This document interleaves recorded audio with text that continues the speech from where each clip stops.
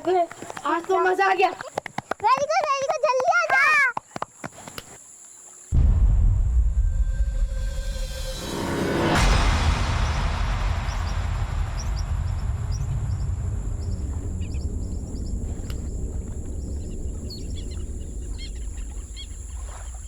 चल सपना, अब तेरी बारी। नहीं, मुझे नहीं जाना है। अगर पानी में नहीं जाएगी तो सीखेगी कैसे? हमको नहीं सीखना है। ऐसे कैसे नहीं जाएगी? हम लोग लेके चलेगा और तुझे सिखाएंगे भी। चल। नहीं भैया, अरे जब उसको नहीं जाना तो मैं जबरदस्ती क्यों कर रही हूँ? तू चुप कर, तेरी वजह से ये इतनी डरपोक हो गई है। तू चल। नहीं, उसे नहीं जाना है। नहीं पापा, रो मत। पापा को मत बोलना प्लीज। चॉकलेट खाएगी? ये ले। अब तो पापा को नहीं बोलेगी ना? ये ले। अब मुझे भी दो ना। तुझे नहीं दूंगा। भैया दो ना प्लीज, नहीं तो मैं पापा को बोलूंगी। ले। अब तो नहीं बोलेगी ना? चल चलते। आज तो बहुत मजा आया ना? हाँ। गिर गए थे। हाँ।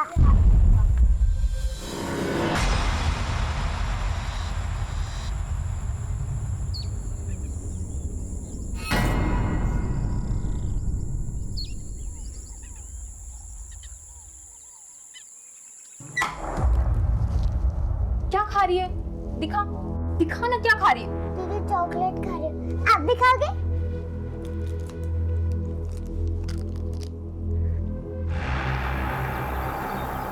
विक्रम, सपना टिफिन रखो। मम्मी, इसे टिफिन देने का क्या फायदा? सब तो अंजू को खिला देती है। हाँ, जैसे भैया अभय को खिला देते हैं। अरे क्या कर रहे हैं? सुबह बच्चों शुरू हो गए। तुम लोग करो जल्दी। समझाओ इन्हें। चलो, स्कूल के लिए लेट हो रहा है। अच्छा ठीक है, अब से नहीं बोलूंगा पापा को। मुझे नहीं पता, तुमने अंजू के बारे में बोल दिया। मैं पापा को बोलूं क्या कि तुम नहाने जाते हो तालाब में? किसी ने सुन लिया तो घर में कंप्लेंट कर देंगे। क्या बोला तुम लोगों ने? तालाब पे गए थे? नहीं अंकल, नहीं गए थे हम लोग तालाब पे। झूठ मत बोलो, प्रिंसिपल मैडम को जाकर बोल दूंगा। प्लीज अंकल, प्रिंसिपल को मत बोलना ना। नहीं बोलूंगा, लेकिन तुम लोगों को हमारे लिए एक काम करना पड़ेगा।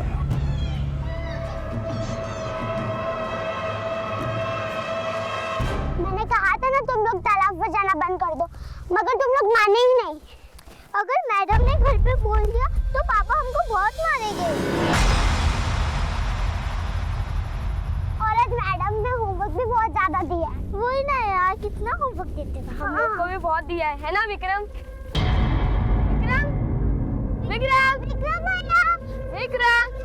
विक्रम कहाँ है तू? विक्रम कहाँ है? कहाँ है विक्रम?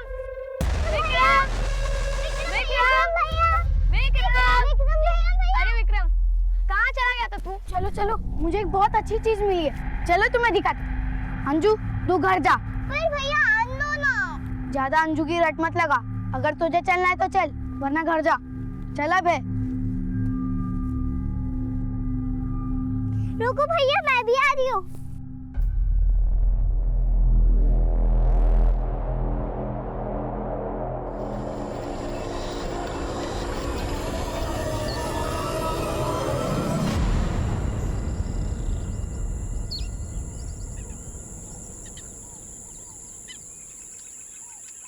अभय आया? नहीं, रोज तो 12 बजे तक आ जाता था। हाँ, 2 बजने को आया। गांव में सब जगह ढूंढ ली पर कहीं नहीं है। तालाब पर देखा?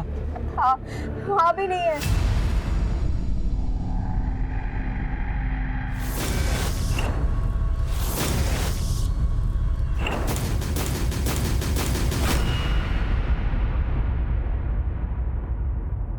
अंजू बेटा अभय कहाँ है?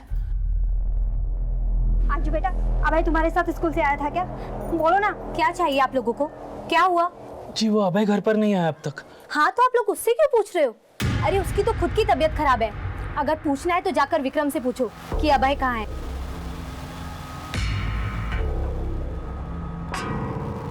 बेटा आकर, बेटा आकर। हाँ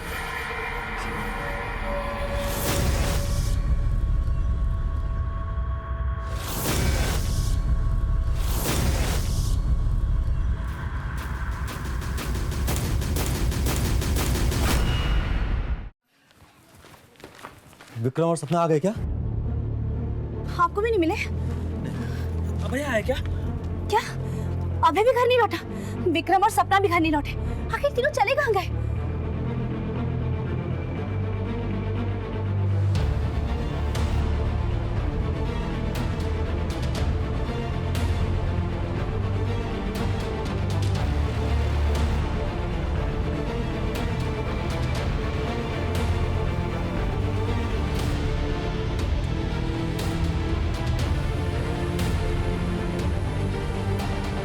सपना, विक्रम, अभय, विक्रम, सपना, अभय, सपना, विक्रम, सपना, अभय, विक्रम, सपना।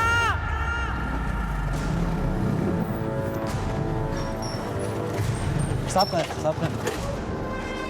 साहब नमस्ते। साहब हमारे बच्चे गायब हुए हैं। ये रही फोटो, उन्हें ढूंढ निकालिए साहब किसी भी तरह से। साहब 12 बजे स्कूल की छुट्टी हो जाती है, 2 बजे तक घर नहीं आए तो हमने तलाश शुरू की, हर जगह पता किया सर, स्कूल में भी फ़ोन किया, लेकिन सबने ये बताया कि 12 बजे छुट्टी के बाद बच्चे घर के लिए निकल चुके हैं। घर में बच्चों को किसी ने डांटा था जिसकी वजह से वो घर से निकल गए, नाराज होके अपने रिश्तेदार के घर वगैरह। नहीं सर, अभय के साथ तो ऐसी कोई बात नहीं, और ना ही हमारा कोई ऐसा रिश्तेदार है जिसके घर पर हो जाए। साहब सुबह हमने बच्चे को थोड़ा सा डांट दिया था, लेकिन साहब उसमें कोई ऐसी बात नहीं थी कि वो नाराज हो जाए। उनके दोस्तों से पूछताछ की? हाँ सर, गांव की ही कैलाश की बेटी है अंजू, वो भी उसी स्कूल में पढ़ती है, वो घर पर आ गई सर, लेकिन अब तक हमारे बच्चे नहीं आए।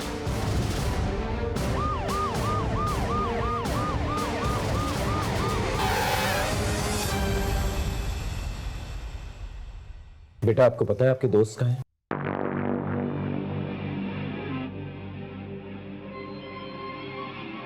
बेटा क्या आपको पता है कि आपके दोस्तों को क्या हुआ? कहाँ है वो? अंजू, बेटा क्या हुआ? कुछ बोल ना अंजू।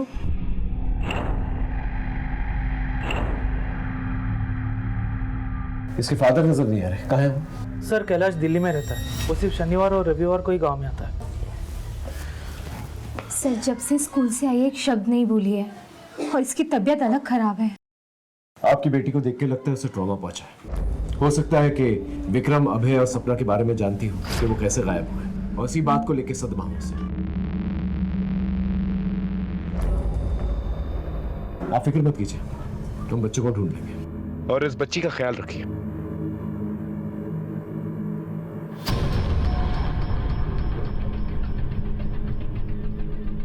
मनीष, तीन बच्चों का गायब होना कोइंसिडेंस तो हो नहीं सकता। एक काम करो मनीष, इस एरिया के जितने भी हिस्ट्री शीटर्स हैं ना, उन्हें उठा कर लेके आओ, और इस गांव से स्कूल तक जितने भी रास्ते जाते हैं उन सबको सर्च करो, शायद कुछ मिल जाए। Sir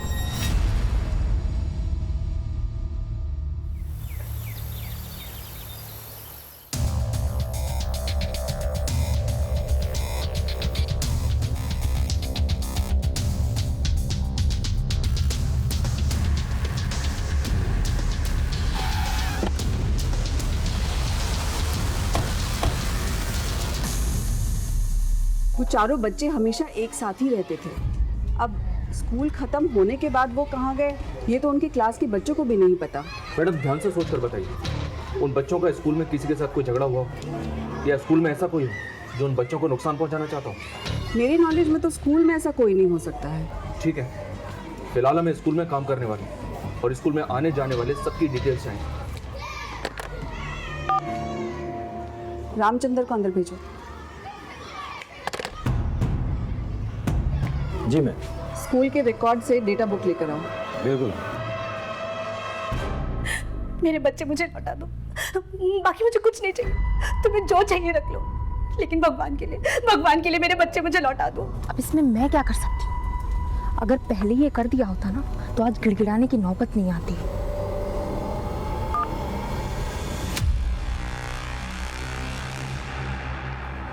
sir. हाँ मनीष सर, मैं स्कूल के एम्प्लॉयज़ का बैकग्राउंड चेक कर रहा था, तो पता चला कि स्कूल का प्यून रामचंद्र उन्नाव के राजसपुर थाने का हिस्ट्री शीटर है, रिपीटेड सेक्सुअल ऑफेंडर है, 2-3 बार जेल भी जा चुका है, और सर हमें स्कूल में देखने के बाद से ही आ गए, बिना किसी को कुछ बताए। अभी मोबाइल भी स्विच ऑफ है उसका।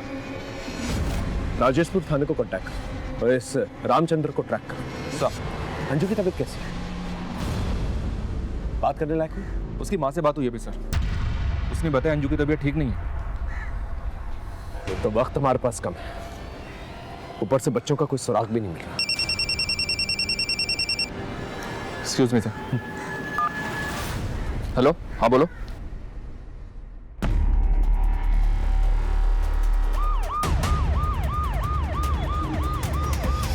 ये केस मिसिंग बच्चों से शुरू हुआ था, लेकिन लाश मिलने के बाद इंक्वायरी को एक झटका लगा। क्योंकि ये केस बच्चों से जुड़ा हुआ था, हमने इंक्वायरी को एक नई दिशा दी।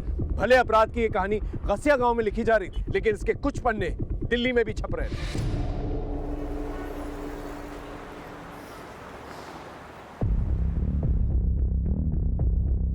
क्या बात है बेटा, आज काम पे नहीं जाना क्या?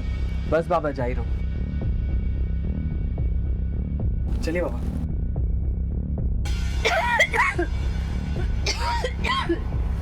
सूरज, ये ले, ठीक से जाना। चलो चलता हूँ।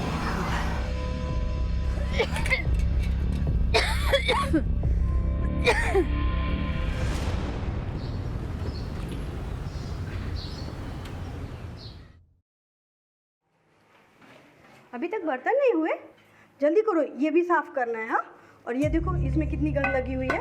ठीक है, तो फटाफट काम खत्म कर लो, और भी काम है।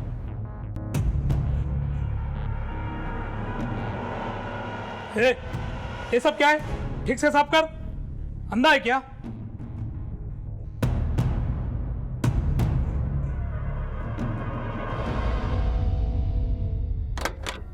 आप लंच टाइम से कर लेना। मैं तो कर लूंगा, तुम अपना ख्याल रखना। Bye bye.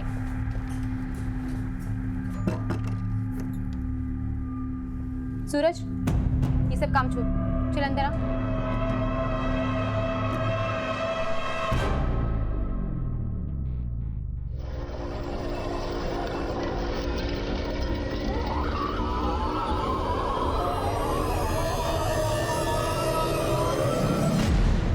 सर, मैं इस देवेंद्र के दुश्मनी के एंगल को खंगाल रहा था, तो पता चला कि कुछ ही दिन पहले इस देवेंद्र का झगड़ा हुआ था।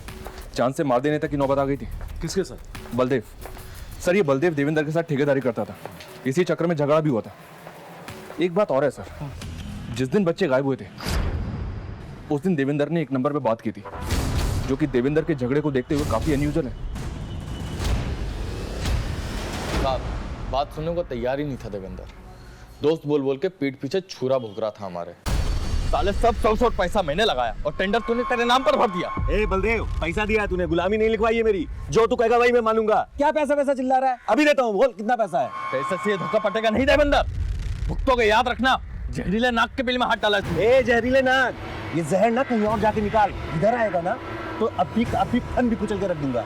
फिर फैमिली वाले टेंडर भरेंगे तेरी लाश के लिए, समझा? चल गया। देवेंद्र ने तेरी लाश का टेंडर निकाला और तूने उसके बच्चे का ही टेंडर निकाल दिया। विक्रम को मार दिया ना तूने। अब है सपना कहाँ है? सर, ऐसा कुछ नहीं किया मैंने। मैं मानता हूँ कि गुस्से में मेरा और उसका झगड़ा हुआ था, लेकिन उस झगड़े के बाद मैंने अपने रास्ते उससे अलग कर लिए थे। कौन से रास्ते पे जा रहा था जो नैना से टकरा गया? सर, ये क्या बोल रहे हैं आप? जिस दिन बच्चे गायब हुए थे उस दिन बातचीत हुई थी तेरी नैना के साथ। क्या बातचीत हुई थी दुश्मन की बीवी के साथ? हाँ सर, मैंने बलदेव को फोन किया था। अपने पति की तरफ से मैं माफी मांगती हूँ, लेकिन मेरे बच्चों को लौटा दीजिए। हाँ, आपका जो भी नुकसान हुआ है ना, मैं कैसे भी करके भर दूंगी, लेकिन भगवान के लिए मेरे बच्चों को लौटा दीजिए। मुझे लगा कि बलदेव देवेंद्र को सबक सिखाने के लिए ये सब कर रहा है, इसीलिए मैं अपने बच्चों की भीख मांग रही थी कि मेरे बच्चों को छोड़ दो, लेकिन उसने नहीं छोड़ा। मार दिया उसने मेरे बच्चे।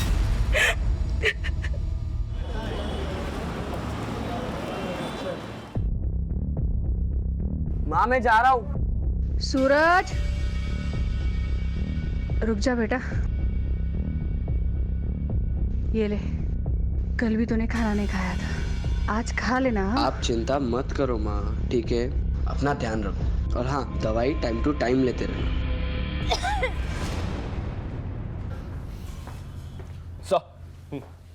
सर, विक्रम की पोस्टमार्टम रिपोर्ट आ गई है। आपका शक बिल्कुल सही था। विक्रम की मौत डूबने से नहीं बल्कि गला दबाने से हुई है। और इतना ही नहीं सर, उसे मारने से पहले बेहोश करने के लिए सेडेटिव्स दिए गए थे। पहले किडनैपिंग, फिर विक्रम की लाश का तालाब में मिली और अब ये मर्डर। ये केस रोज नया रंग बदलता है। अगर हम ये मान भी लें कि ये सब कुछ माँ बाप की दुश्मनी की वजह से हुआ है, तो सोचने वाली बात यह है कि ये तीनों बच्चों को एक साथ क्यों किडनैप किया गया। हो सकता है कि देवेंद्र और जगदीश का कोई कॉमन एनिमी जो उन्हें चोट पहुंचाना चाहता। मनीष, हमें केस की रफ्तार को तेज करना है। हर एक गुजरते सेकंड के साथ अभय और सपना की जान को खतरा है। अंजू ने कुछ कहा? नहीं सर, आज सुबह ही उससे मिलने के लिए गया था, वो कुछ भी नहीं बोली। उसकी हालत वैसी की वैसी है।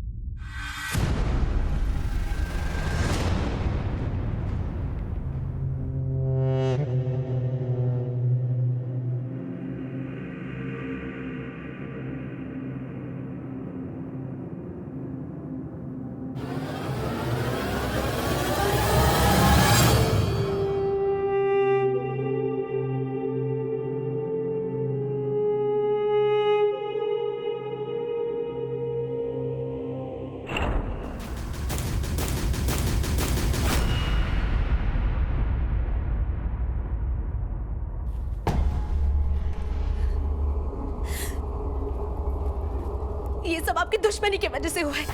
मेरा विक्रम आपकी वजह से मरा है।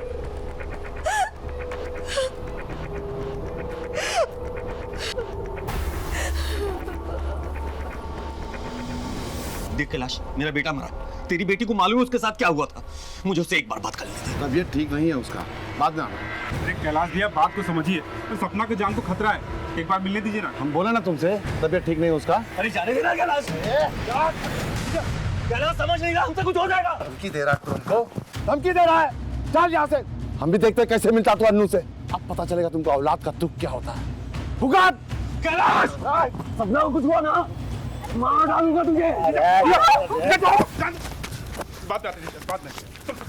चलो अंदर। अरे चलो ना। सरू, कैलाश हमको अंजू से मिलने नहीं दे रहा है और आप भी अंजू के बोलने का वेट कर रहे हैं। तब तक सपना को कुछ हो गया सर, तब क्या होगा? वो तो चाहता ही कि हम तड़पे। वो क्यों ऐसा चाहेगा? सर बदला ले रहा है अपनी बेटी का। उसकी बेटी खुशी की शादी हमने शाम से करवाई थी, लेकिन शाम नालायक निकला।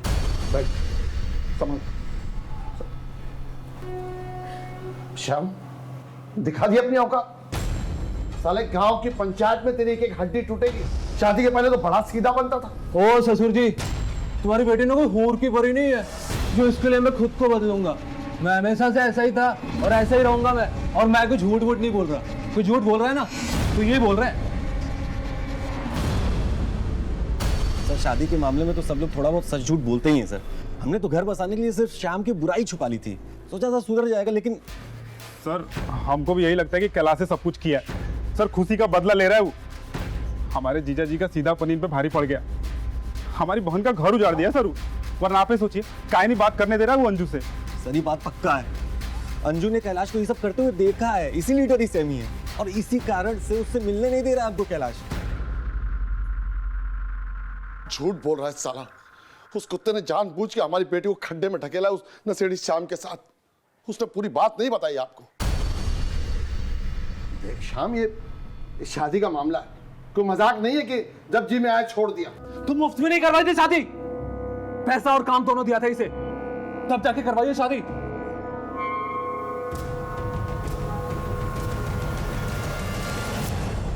तुम सौदा किया हमारी बेटी का? अरे नशे में है, हो जाएगा, ठीक हो जाएगा। तुमने भी भांग खा रखी है क्या? साले पहले तो पैसे लिए, अब मुकर रहे हो। साले दलाल भी तुमसे अच्छे होते हैं। क्या कहा तूने? मैं दलाल कहा, साले दलाल। छोड़ मुझे। इसकी वजह से हमारी बेटी की जिंदगी बर्बाद हो गई साहब। अब गिरा हमारे सामने, उंगली कट जाएगी ना तो मोतेंगे नहीं उस पर।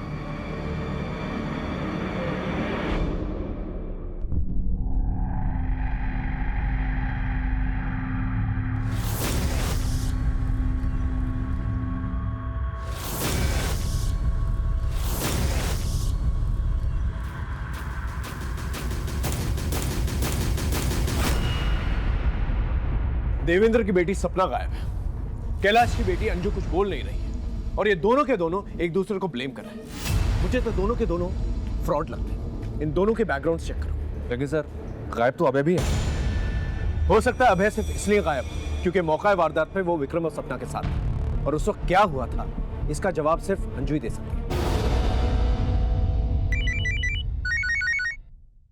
Excuse me sir. हेलो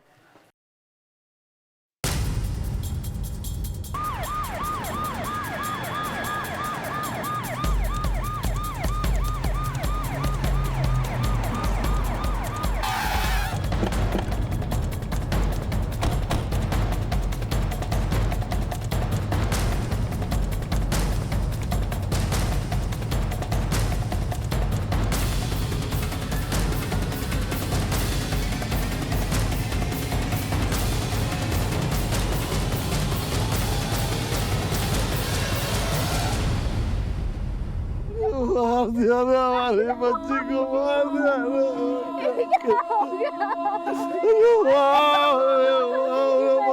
बच्चे को मार दिया रे। ये क्या हो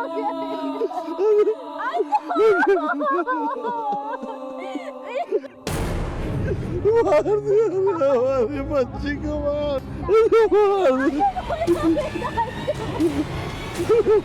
दिया रे हमारी बेटी को। कभी सुकून मिल गया तुमको हमारी बेटी को मार के? क्या मारा हमारी बेटी को? अपनी बेटी को अपने से मारता है, मुझे फंसा रहा है। पगला गया क्या? वो क्या मारेगा अपनी बिटिया को? ये खुद अंजू को मारा है ताकि इसकी पोल ना खुल जाए, वरना मार के टांग दूंगा। यहाँ पर किसी ने कुछ देखा? नहीं सब नहीं देखा। आप लोगों ने कुछ देखा? कमाल, एक छोटी सी बच्ची को घर से उठाकर लेकर जाते हैं, उसको मारकर यहाँ फेंक देते हैं और किसी को कुछ नहीं दिखा। साहब खुद को कैसे देख सकता है कोई? तूने मारा ना बुढ़िया के नाम पर, आगे लेके जाओ और तब तक मारना इसे जब तक इसे बुढ़ापा याद नहीं आ जाए, ठीक है? मैंने कुछ नहीं किया साहब, साहब मुझे छोड़ दो साहब, मैंने कुछ हमारी बच्ची को मार देते।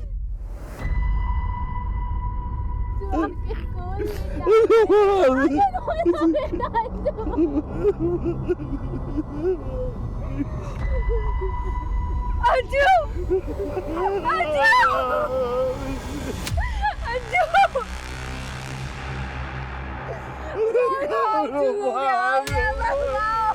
ये कौन?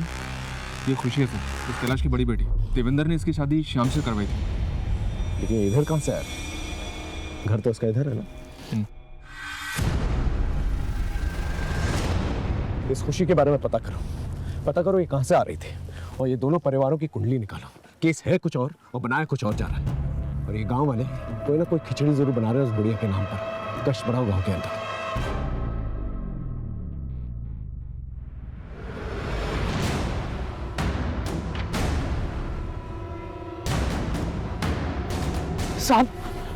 साहब मेरा अभय साहब, कहीं किसी ने उसके साथ ऐसा ही कुछ?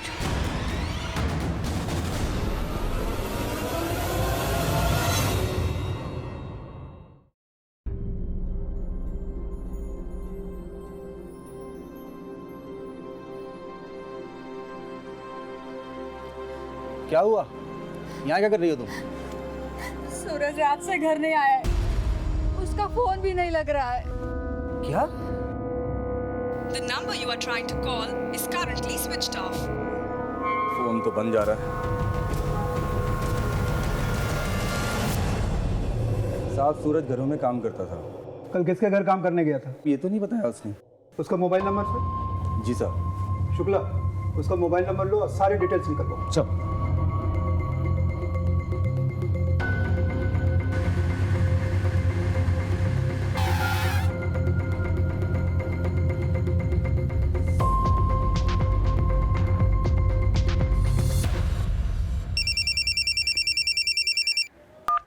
हाँ बोलो। एक इन्फॉर्मेशन मिली है सर, कुछ दिन पहले देवेंद्र ने अपने साले गोपाल को किसी बात पे बुरी तरह से पीटा था। बुलाओ उसे, पूछते क्या मामला। Okay sir. हाँ सर, एक बार जीजा जी मारे थे हमको। इतना जरूरी था बैंक में पैसा जमा करना? पार्टी के सामने नाम खराब करके रख दिया मेरा। माफ कर दीजिए जीजा जी, आइंदा ऐसा नहीं होगा। अरे कभी तो दिमाग से काम किया कर यार।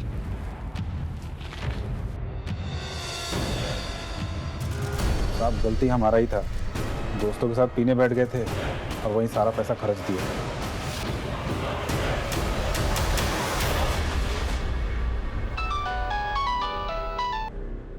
बोलो शुक्ला। सर, इस लड़के सूरज ने कहीं भी 2 या 3 दिन से ज्यादा काम नहीं किया है। ये कैसे नौकरी है?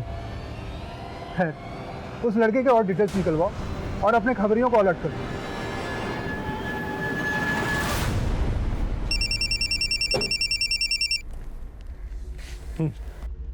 सर स्कूल के प्यून रामचंद्र का पता चल गया है।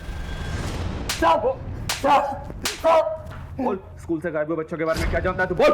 साहब मैं कुछ नहीं जानता साहब। तो फिर स्कूल से फरार क्यों हुआ था?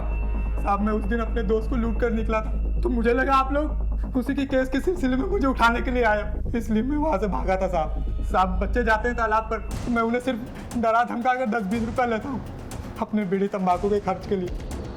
बाकी साहब मैं ये सब काम नहीं करता हूँ। साहब आपको यकीन ना हो तो मेरे मामा को फोन करके पूछ लिए, मैं नहीं पता साहब। सर। हाँ मनीष, स्कूल का प्यून रामचंद्र हमें लखनऊ में मिल गया था, यहाँ लाकर उसकी जमकर तोड़ाई की। क्या बोला? कुछ नहीं सर, एक ही बात पर अड़ा है कि वो बच्चों के बारे में कुछ नहीं जानता। उसका कहना है कि वो अपने मामा के घर पर ही था, हालांकि अपने ऊपर लगे लूट के सारे इल्जाम उसने कबूल कर लिए।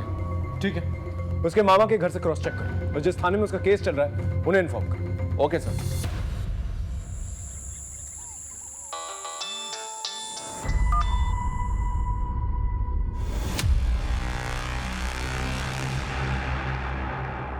सर अभी तक की इन्वेस्टिगेशन में ये देवेंद्र तो क्लीन लग रहा है, पर ये कैलाश और खुशी ये दोनों शक के घेरे में। मैंने कैलाश की फैक्ट्री में उसके वर्क रूटीन के बारे में पता किया था, तो पता चला कि 20 नवंबर जिस दिन बच्चे गायब हुए थे उस दिन ये कैलाश दिल्ली में था ही नहीं, और खुशी अपने पति के साथ रेगुलर कांटेक्ट में थी, जिसने उसे घर से बाहर निकल दिया और अब वो गायब है।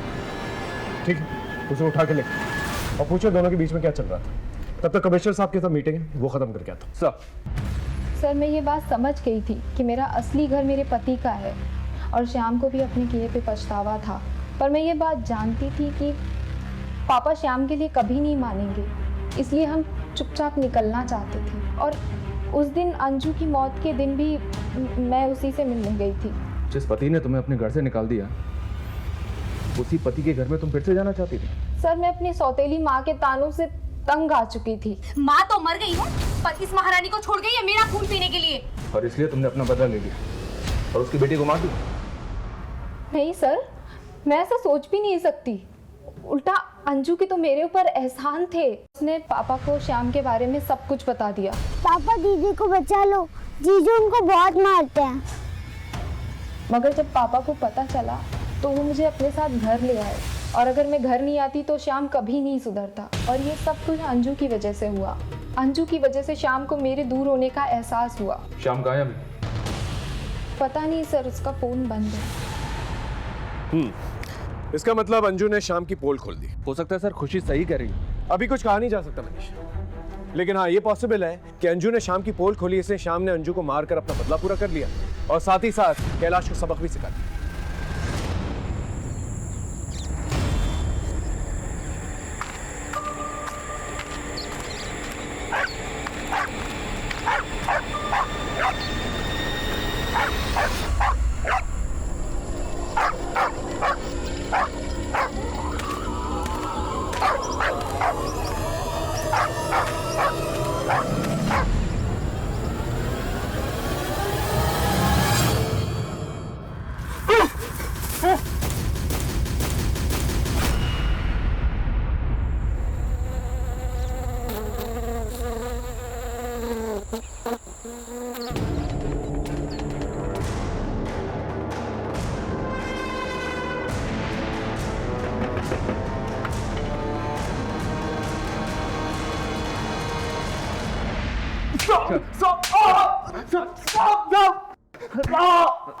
बोल, क्या कहानी है तेरी? कैसी कहानी की बात कर रहे हो? मैं कोई गुमराह भी नहीं कर रहा आप लोगों को। मैं तो काम से बाहर गया था और मेरा मोबाइल पानी में गिर गया था। अंजू ने तेरा पर्दाफाश किया तो तूने अंजू को ही मार दिया है, और कैलाश से बदला भी ले लिया। क्यों? साहब मैं किसी को मारूंगा क्यों?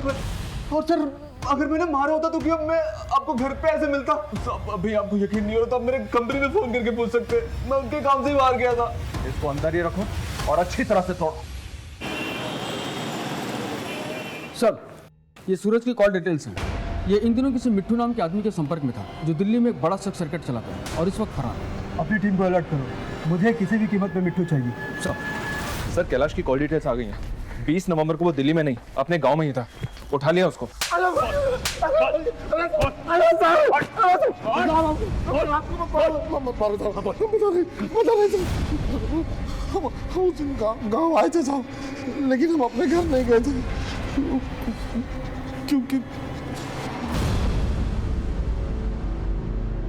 हमारे घर में बहुत अशांति रहती है साहब। हमारी बीवी और बेटी बहुत लड़ते हैं साहब। तुम माँ को बीच में क्यों ला रही हो? मुझसे बात करो। क्या गलत बोला बोल? बात करो तुम तो। इसलिए हमको बहुत टेंशन होता है साहब, तो हम वो औरत के घर जाते हैं सर। इसलिए अपनी बेटी का घर बचाने का ढोंग कर रहा था कि तेरा दामाद जो है तेरी बेटी का ख्याल नहीं रखता, और तो खुद क्या मिसाल कायम कर रहा अपनी बेटी के लिए। साहब हमें एक बार फिर से कह रहे हैं साहब, इस सब देवेंद्र किया है साहब। चुप! तू हमें बताएगा कि गुनाह किसने किया किसने नहीं। बंद करो इसे। साहब हम क्या कह रहे हैं साहब? ये केस यहाँ मुरादनगर थाने में हमारे लिए मुश्किलें पैदा कर रहा था, ऊपर से हम पर दबाव भी बना हुआ था। मुजरिम को अक्सर ये लगता है कि वो गुनाह करके निकल जाएंगे और पुलिस वाले उनका कुछ भी नहीं बिगाड़ पाएंगे, लेकिन वो ये भूल जाते हैं मुजरिम एक हो या टोली, कानून का हर एक सिपाही उन पर नजर रखा हुआ है। उनकी किस्मत उनका साथ जरूर देती है, लेकिन किस्मत तो किस्मत है, किस्मत हमारा भी साथ देती है।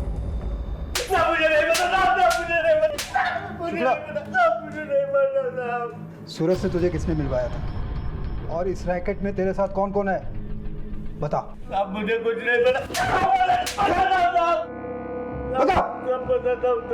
मैं ही बेचता था। इस टैक्स रैकेट के चक्कर में उस लड़के को आखिरी बार मैंने ही एक कस्टमर के पास भेजा था, उसके बाद से वो लापता है साहब। बोल बोल। मैं नहीं बुलाया था उस दिन सूरज को। सूरज, ये सब काम छोड़, चल अंदर आ। क्या हो रहा है? अरे मैंने पूछा क्या हो रहा है? तू मैडम ने बुलाया था, मैंने कुछ नहीं किया। उसकी लाश को बिशनपुरा के जंगल में ठिकाने लगाया था साहब। सूरज तो फिर भी उम्र में बड़ा था सर। मिट्ठू तो मेरी सहेलियों के पास छोटे छोटे बच्चों को भेजा करता था। सूरज से तुझे किसने मिलवाया था, और इस रैकेट में तेरे साथ कौन कौन है?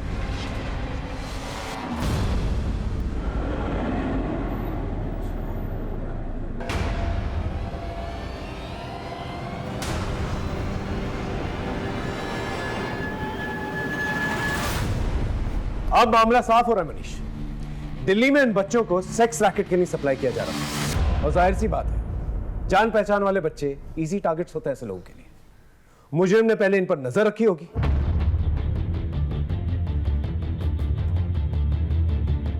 और बाद में इनका भरोसा जीता होगा।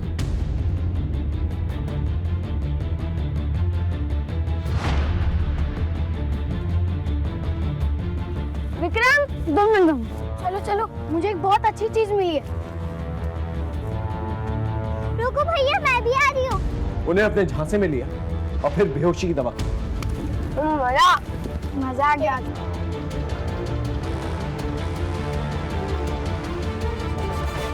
अगर ये ट्रैफिकिंग का ही मामला है सर, तो वो लोग बच्चों को लेकर क्यों नहीं गए? उन्हें मार क्यों डाला? ऐसा हुआ होगा कि मुजरिम ने बेहोशी वाली चॉकलेट सभी बच्चों को दी होगी। तीनों बच्चों ने खाई सिवाय अंजू, इसलिए अंजू इस जुर्म की चश्मदीद गवाह बनी।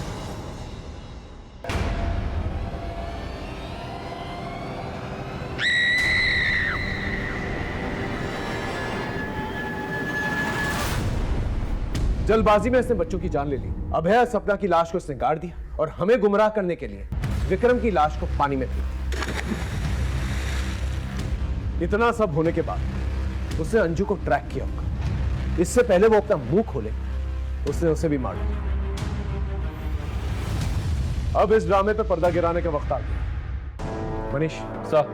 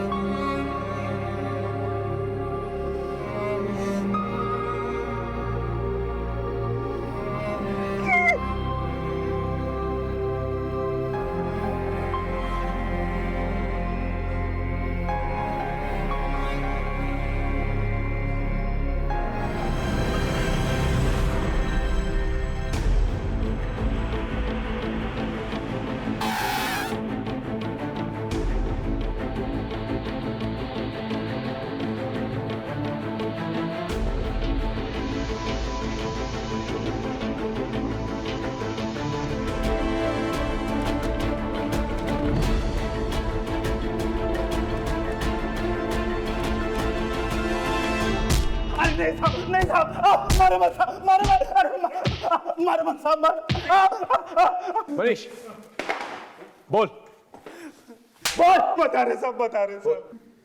साहब हम अपनी पत्नी छाया से बहुत प्यार करते थे, लेकिन काम धंधा ना होने की वजह से वो हमको छोड़ के जा रही थी, लेकिन हमको पूरा उम्मीद था कि हमारा जीजा हमारी मदद करेगा साहब, लेकिन सही किया तुमने, बिल्कुल सही किया। जब तुम इसे छोड़ के जाओगी इसे अकल आएगी, ये कमाना शुरू करेगा।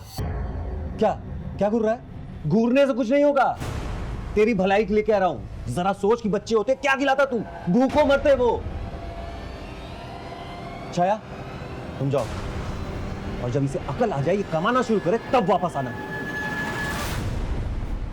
छाया चली गई, लेकिन उसको वापस लाने के लिए हमको काम धंधा शुरू करना था, लेकिन हमारे पास पैसा ही नहीं था साहब। हमारे जीजा के पास बहुत पैसा था, लेकिन भीख मांगने की आदत पड़ गई इसे।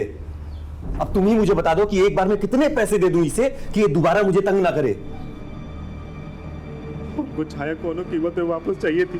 हमारा जीजा तो हमारी मदद किया नहीं, इसलिए हम दिल्ली चले गए, लेकिन वहाँ भी हमको कोनो काम धंधा नहीं मिला। तभी मिट्टू हमको सेक्स रैकेट का रास्ता दिखा, तो हमने बहुत कमाया साहब, लेकिन उसके साथ ही साथ एड्स जैसा बीमारी भी कमा लिए, और उसके बाद छाया के आने की कोई उम्मीद ही नहीं बची। और उस मोड़ पर जीजा हमारी मदद कर सकता था जब हम अपनी जिंदगी में गलत कदम उठाए, लेकिन मदद करना तो दूर, उल्टा कदम कदम पे वो हमारी बेइज्जती करता था। तभी हमने फैसला लिया कि जिस तरह छाया हमारी ज़िंदगी से दूर चली गई, उसी तरह हम उसकी ज़िंदगी से भी उसकी कीमती चीज़ दूर कर देंगे। तभी हम एक प्लान बनाए और उसके बच्चों पे नज़र रखना शुरू कर दिए। उस दिन तो अंजू जंगल से बच के भाग गई। इन सारी कही हुई बातों के लिए जिम्मेदार तो अपने जीजा जी को ठहरा रहा है, उन सारी बातों का जिम्मेदार तो खुद है। भले उसने जो कुछ भी कहा तुझे पसंद नहीं आया, लेकिन उसने जो कुछ भी कहा बिल्कुल सही था। तेरी वजह से सिर्फ एक नहीं बल्कि 4-4 घरों में अंधेरा हुआ। अब सारी जिंदगी अंधेरे में गुजार।